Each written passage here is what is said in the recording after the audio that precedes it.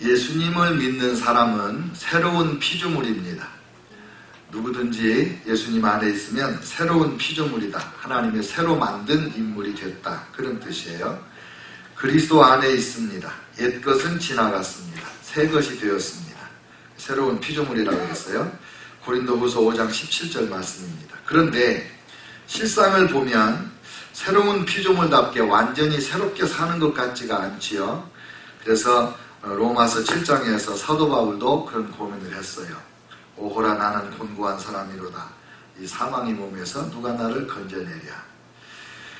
우리 주 예수 그리스도로 말미암아 하나님께 감사하리로다.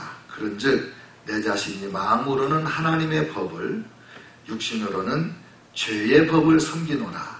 그런 갈등을 얘기를 했어요. 새로운 피조물인데 하나님의 법도 섬기고 죄의 법도 따르고 그러는 갈등 상황에 있다는 거죠.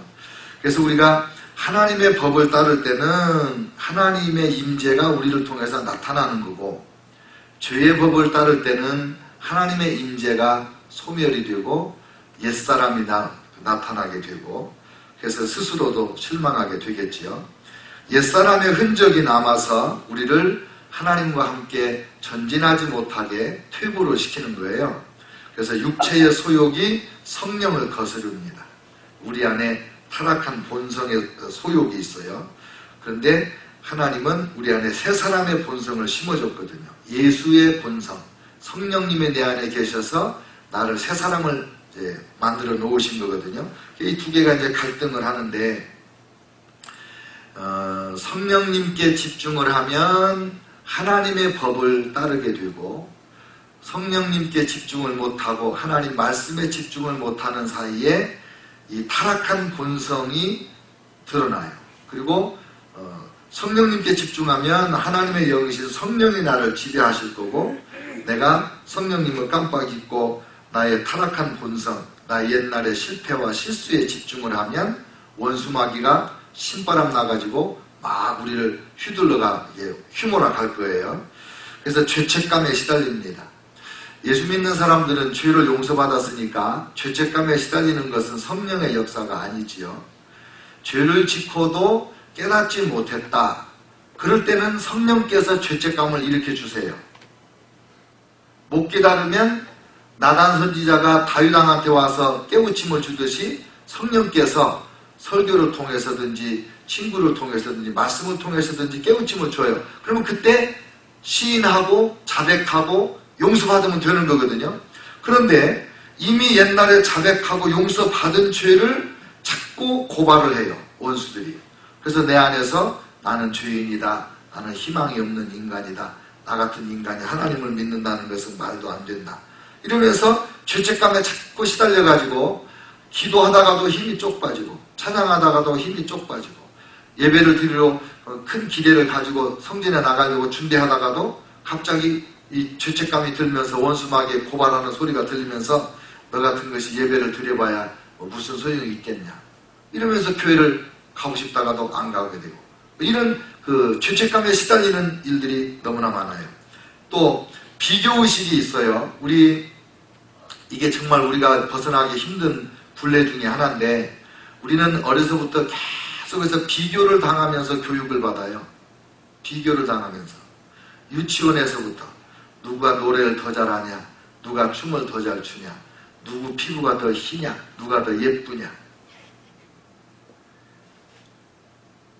1학년 때부터 시험 봐가지고 누가 더 성적이 높으냐, 누가 낮으냐, 누가 더 월급이 많으냐, 적으냐, 누가 시집장가를 더 잘 갔냐, 못 갔냐, 모든 것을 비교하는 거예요.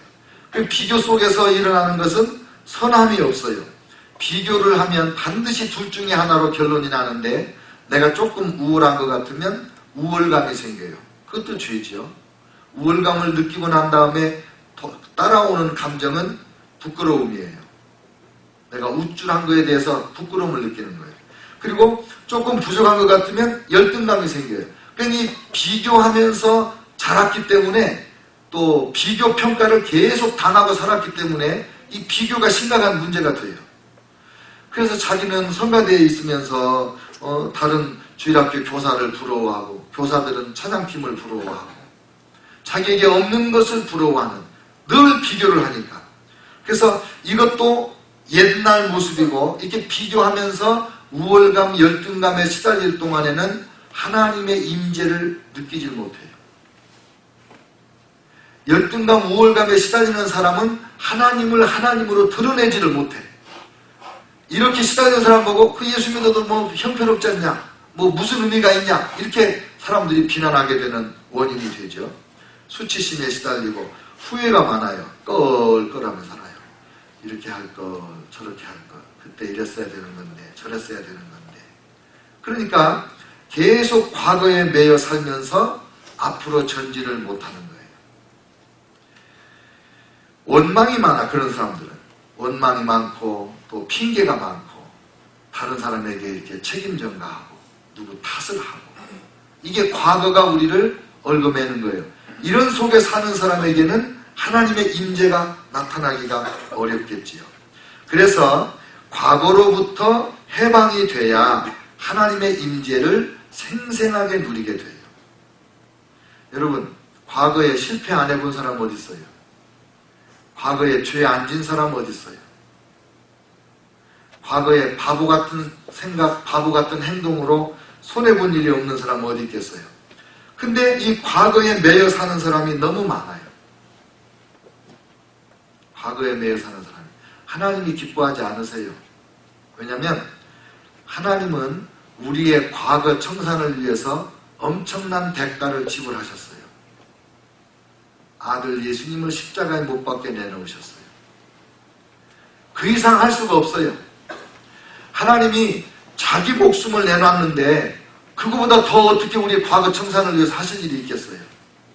그런데도 우리가 현실적으로 과거의 상처가 치유되지 않고 과거의 문제로부터 해방되지 않고 마귀 귀신들에게 계속해서 이렇게 시달리고 살아간다면 우리 주님이 얼마나 슬프시겠어요. 우리 주님이 얼마나 가슴이 아프시겠어요. 그래서 저와 여러분이 과거에 매여 사는 것 하나님 기뻐하잖아요. 죄책감, 열등감, 우월감, 비교의식, 수치심, 후회, 원망, 불평, 남의 탓, 이거 하나님이 기뻐하지 않아요. 이런 것이 있을 때는 하나님의 임재가 나타날 수가 없어요. 하나님이 나와 함께 하신다는 것을 나도 모르고 다른 사람이 봐도 몰라. 목사가 왜 저래? 집사가 왜 저래? 그런 소리만 듣게 되는 거죠. 그래서 이 과거로부터 해방이 돼야 돼.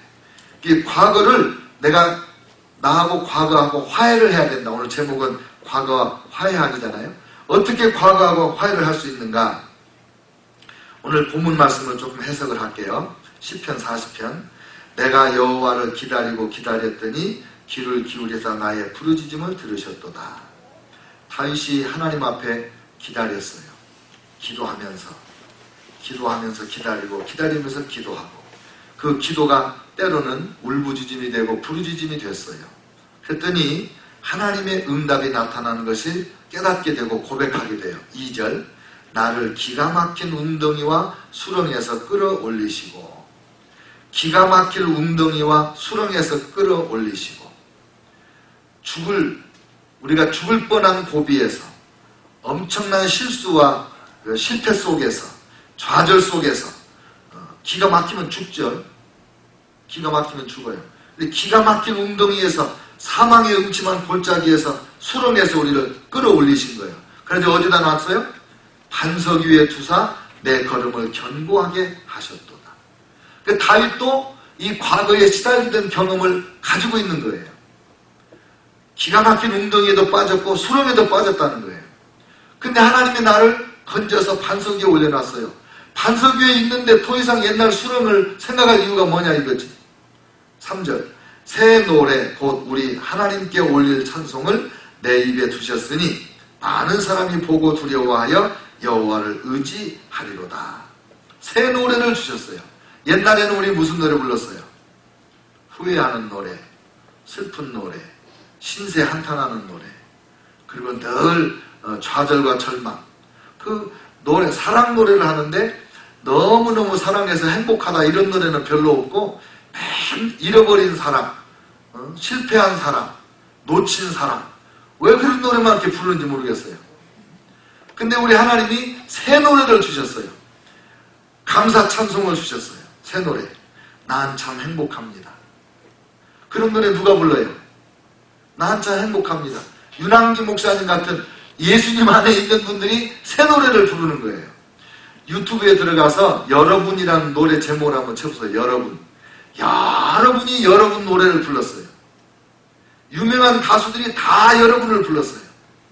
근데 어떤 젊은 여자 가수가 여러분을 불렀는데 100만, 200만이, 하여간 100만 명 이상이 그 노래를 봤더라고요. 이렇게 유튜브에서. 근데 그 여러분이 뭐냐면요, 윤복희 씨가 지은 노래인데 하나님이 우리를 위로한다는 거예요. 내가 힘들고 어려울 때 내가 너의 친구가 되리. 예수님이 하시는 말씀이에요. 그거요, 영어 가사, 제가 언젠가 한번 들려주고 싶어요. 이 유튜브로 한번 윤복희 씨를 이 화면으로 초대하려고 그러는데, 초대할 사람이 소양하고 윤복희 씨라고 지금 2명이 있어요. 제 마음속에. 근데 그 영어 가사에 보면 직선적으로 하나님께서 우리와 함께 하셔서 예수님이 내가 너의 친구가 된다. 내가 너의 위로가 된다. 내가 너를 붙잡아 걸음을 인도한다. 그 노래예요, 그게. 복음성가예요. 그 여러분이란 노래가. 난 참 행복합니다도 복음성가고. 그런 새 노래를 누가 불러요? 거짓 노릇하던 사람들이 예수님 믿고 거듭나서 온 세계를 향하여 새 노래를 부르는 거예요. 하나님의 은혜를 고백하는 거예요. 그러니까 저와 여러분도 새 노래를 불러야 돼. 그러니까 슬픈 노래 뭐 그런 거 하지 말아요. 후회되는 노래 그런 거 하는 거예요. 하나님의 새 노래. 그래가지고 내 입에 올려주신 이 새 찬송을 부르니까 많은 사람이 보고 두려워하여 하나님을 의지한다. 할렐루야. 이 과거에서 벗어나서 새 노래를 불렀더니 전도가 된다. 그거 아닙니까? 전도가 된다.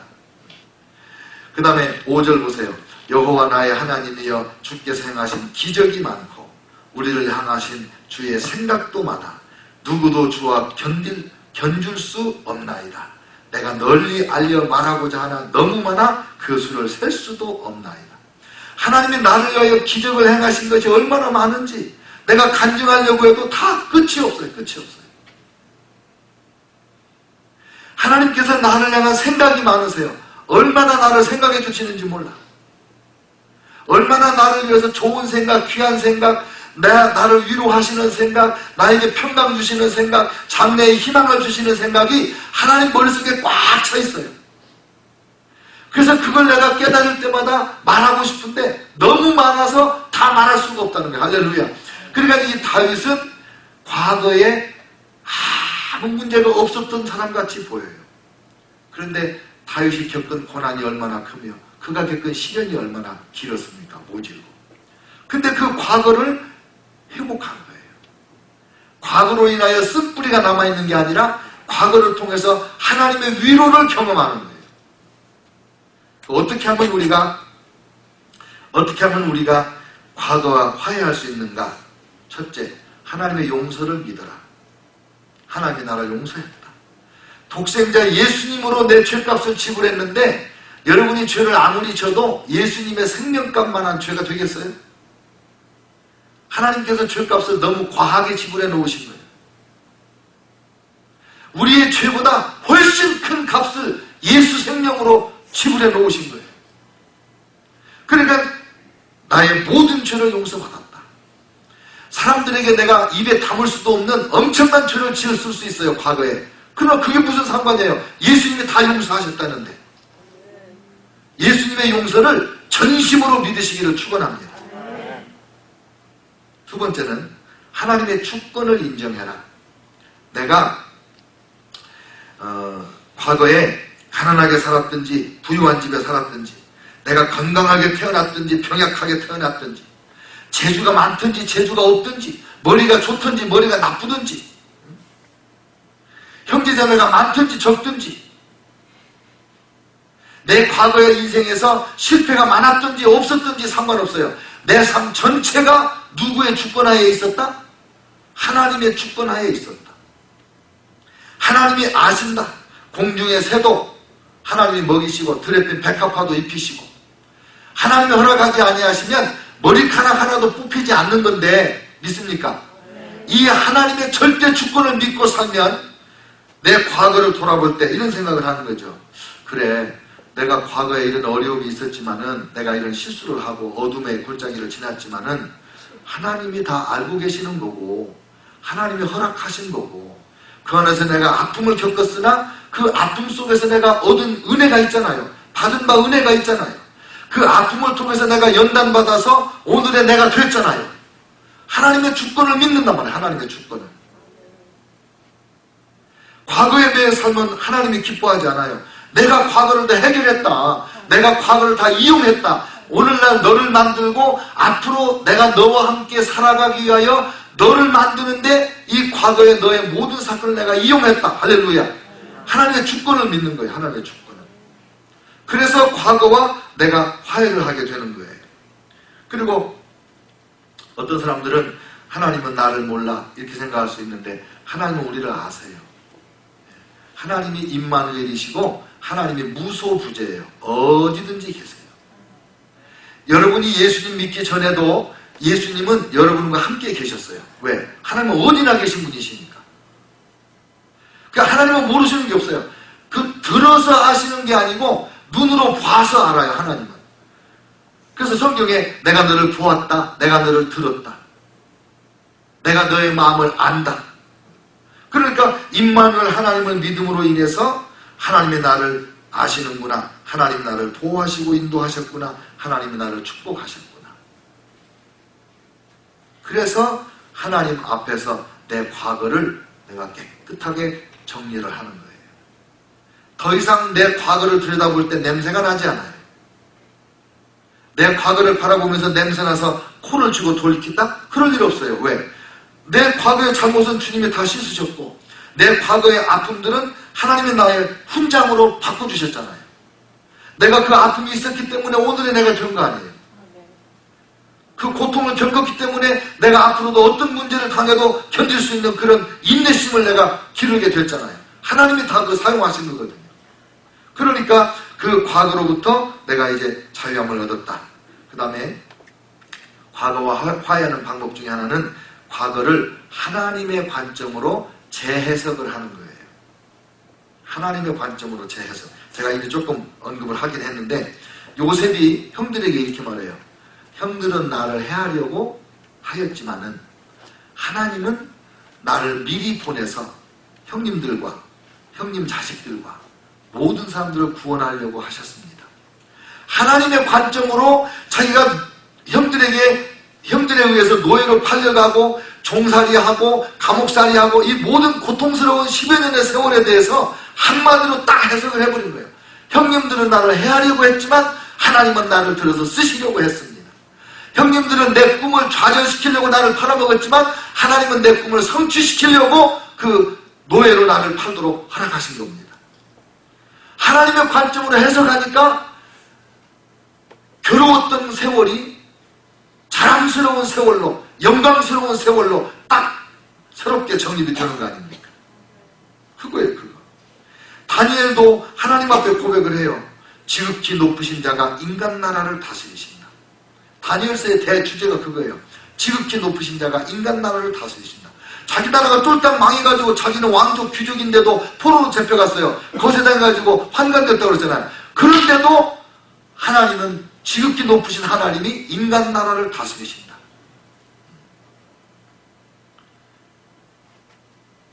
저와 여러분이 과거에 어려움을 겪었던 것들 지금도 나의 그 뒷덜미를 잡아서 자꾸 끌어당기고 하나님의 은혜 안에 깊이 들어가지 못하게 하고 하나님을 더 열심히 사랑하지 못하게 만들고 그렇게 하는 그 모든 사단의 권세를 깨뜨리는 방법은 하나님의 용서를 믿고 하나님의 절대 주권을 믿고 하나님의 관점으로 우리가 경험한 우리가 살아온 모든 세월을 재해석하고 그리고 하나님의 사랑을 아멘으로 받는 거예요.